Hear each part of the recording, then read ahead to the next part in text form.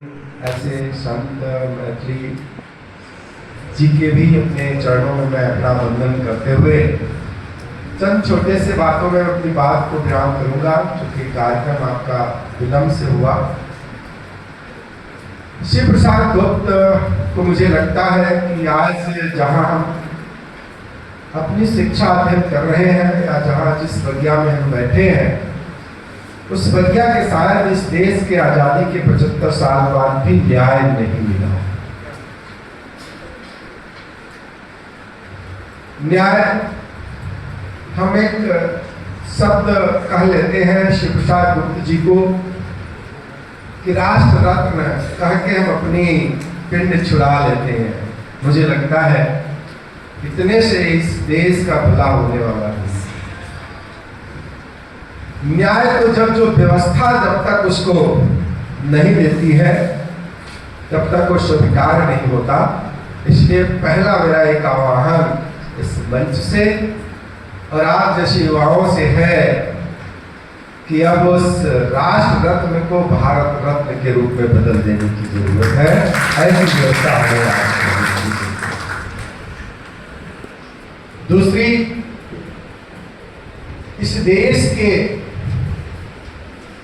मुझे लगता है कि आजादी मिली, उस आजादी के इतिहास के पन्नों में शायद महात्मा गांधी काशी विद्यापीठ नहीं है। मुझे लगता है उस आजादी में इस महात्मा गांधी काशी विद्यापीठ का उल्लेख अवश्य होना चाहिए।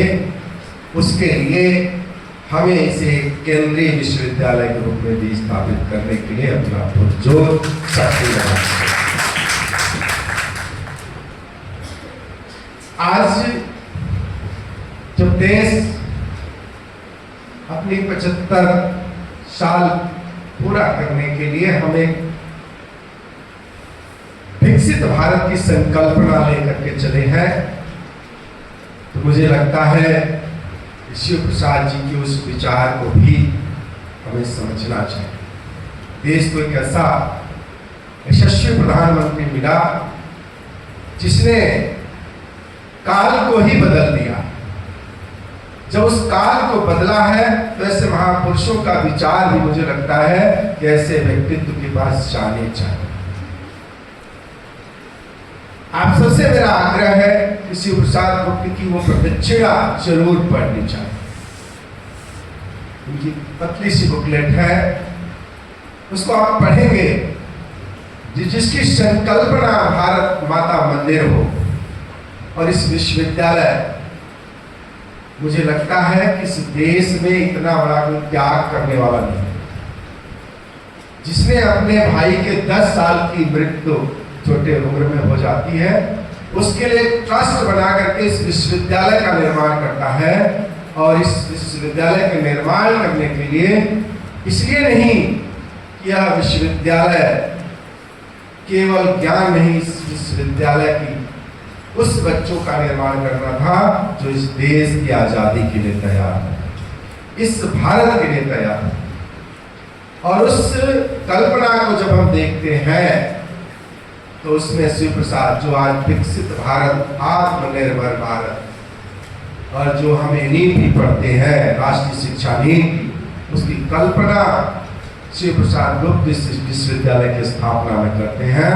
उनकी 7 बिंदु को आप जरूर गौर करें।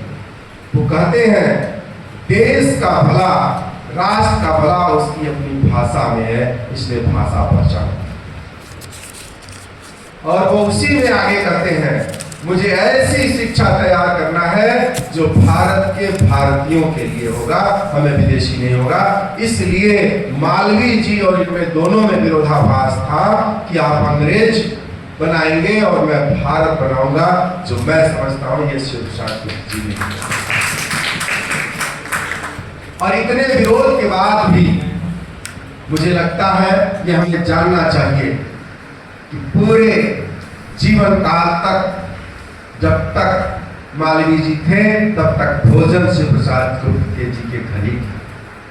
मुझे एक उल्लेख है जिसमें एक दिन उन्होंने भोजन पहले कर लिया था, उसके परिणाम स्वरूप शिव प्रसाद गुप्त जी ने 3 दिन उपवास रखा था। कैसे मनुष्य जिसने इतने विरोधाभास के बावजूद आज हम इतने विचारों में कट्टरता ला करके फिर भी सम्मान भूल जाते हैं, लेकिन वह इस देश की आज़ादी के लिए ऐसा विश्वविद्यालय बनाया।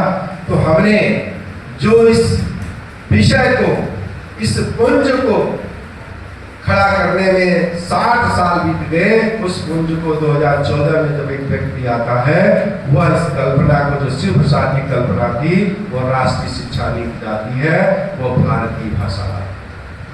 इसकी भी हमें कल्पना करनी